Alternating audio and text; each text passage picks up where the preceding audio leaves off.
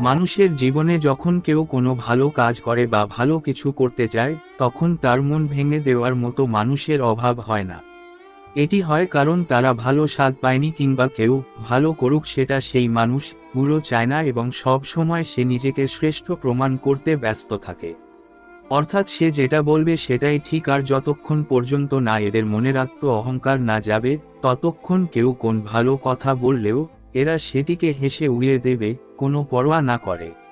যখনই এই ধরনের মানুষগুলো তাদের আত্ম অহংকারকে পাশে রেখে নম্রতার সাথে কোনো ভালো কাজ করবে, তখন আর তারা ভালোর স্বাদ পেয়ে খারাপ কাজ করতে পারবে না। বেশিরভাগ মানুষের কাজ হলো পরনিন্দা, পরচর্চা করা।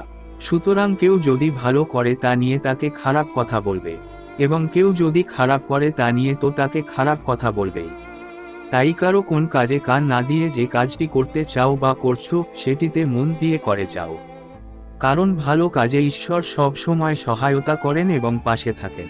মানুষ নিজে যেমন, নিজের চিন্তা ভাবনা যেমন, অন্য কেউ ঠিক তেমনটাই ভাবতে চায়। বহু মানুষ ভগবান শ্রীকৃষ্ণের নামে উল্টোপাল্টা কথা বলেন, কিন্তু তাদেরকে প্রতি উত্তর না দিয়ে চুপ থাকাটা সঠিক। কেননা ভগবত গীতায় 2য় অধ্যায় ভগবান শ্রীকৃষ্ণ নিজে বলেছেন, রাগ থেকে মূর্খতার জন্ম হয়, বুদ্ধিনাশ হয় এবং জ্ঞানশূন্য হয়ে পড়ে এবং শেষে পতন হয়। তাই বন্ধুরা, ভালো কাজে বাধা আসলেও সেই কাজ করে যাওয়া উচিত। আর ভালো কাজে তো বাধা আসবেই।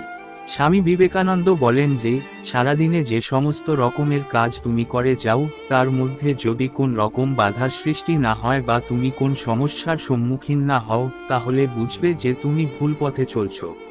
তাই বন্ধুরা, ভালো কাজ করার ক্ষেত্রে কারো কোনো কথায় কান না দিয়ে সেই কাজটি করা উচিত সকলের। সফলতা একদিন আসবেই।